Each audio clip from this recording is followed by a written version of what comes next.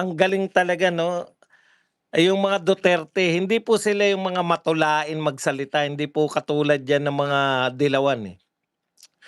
Katangian po ng mga dilawan yung babasagin natin, iaahon natin sa lugmok ng kahirapan ang mamamayang Pilipino. Eto pong mga Duterte 'pag nagsalita, wala pong ano, wala pong direct to the point po 'no, ng gusto nilang sabihin. Okey, tinanong po si VP Sara tungkol po rito sa kaniyang, problema na kinakaharap dito po sa impeachment. O direkta po ang mga sagot niya. Hindi po wala po yung mga tatanungin lang, "Papaano po natin tutulungan yung mga magsasaka?" Ang mga magsasaka, ay ano 'yan 'no, ugat ng buhay ang akala mo talaga paano po natin tutulungan ang mga mahihirap? Iaahon natin ang mga nasa laylayan ng mga ng minsan nabubwisit na po ako, peking-peke na ako, alam niyo 'yun?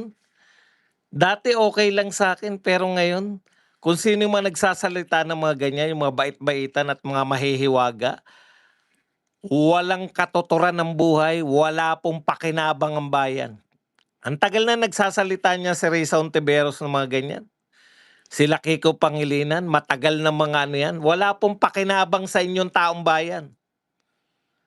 Maanong tutulan niyo na lang, tignan niyo si Libiste, kahit uutal-utal dahil hindi marunong mag-Tagalog gaano, pinipilit na mag-Tagalog, tignan niyo binabanatan niya totoo yung mga sinasabi, namimili tayo ng boto. Oh. Si Vilma Santos binigyan ng 1 bilyon, gano'n na kaagad, wala na yung mga tandaan niyo po yung mga nagsasalitang ganyan, mga pekeng tao. Yung mga hindi makapagsalita ng direkta, yung dadaanin ka pa sa mga kung ano-ano, eto lang tinanong, eh. Mga mang-uuto, alam mo yan, mga mang-uuto. Yan po yung mga taong panay pang-uuto lang ang alam. Okey, bago tayo pumunta kay VP Sara, eto pinapakalat po nila 'no, 'pag nag-combine daw po si di ko maintindihan kung papaano niyo naunawa na na 'pag nag-combine daw po si Leni Robredo tsaka si Raffy Tulfo matatalo na si Sara Duterte. Kasi magko-combine yung boto. Hindi po ganyan yan sa aktuwal, 'no?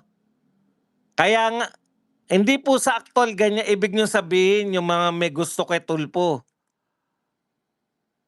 iboboto si Leni Robredo 'pag naging Vice President si Tulfo? O iboboto niya si Tulfo tsaka si Sara Duterte ang presidente? Hindi niyo ba naisip na puwede yun? Mga ugok. Tsaka eto, ang laki ng lamang ni Sara Duterte sa Mindanao at tsaka sa Visayas. Ang dami pong tao diyan. Ah, tapos siguradong-sigurado ko na ang kandidato, magiging kandidato yung mga black voter.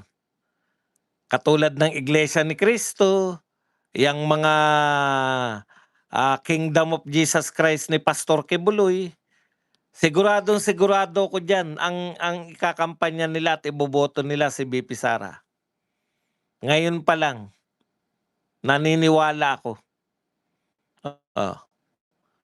Yan po wala sa survey yan. Puta, mamaya ni isang iglesia wala ron, eh, walang na-survey, 'di ba? Tandaan niyo nakakalat po yan. Baka wala na-survey. Ibig niyong sabihin ganito ang gusto nilang sabihin, eh. Ibig niyong sabihin 'pag nag-combine si Lenlen at saka si Rafraf, yung mga botante po, yung botante ni VP Sara sa Mindanao, "Ay, Duterte ako, eh, Sara Duterte kami solid, eh." Pero dahil nag-combine na si Raffy at saka si Lenlen, putya kay Lenlen na ako boboto, hindi ba kalokohan po yun?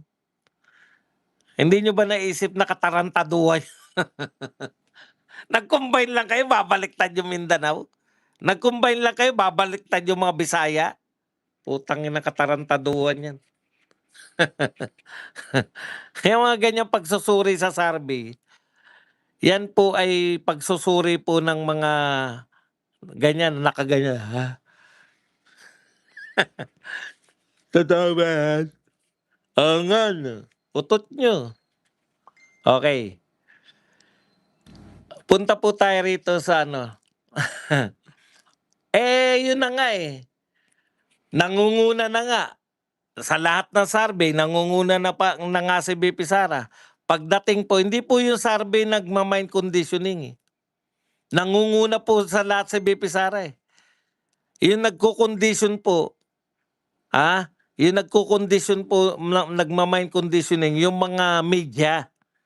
Kasi ini-interpret nila, malapit na, lumalapit na si Leni Robredo.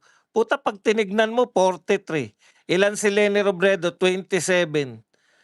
Lumapit na ba yun? Ang malapit 43, 42 ka o kaya 43, 41% ka. 43 tapos ang kasunod 27 lumalapit na raw. Putang ina, iuntog niyo na ulo niyo.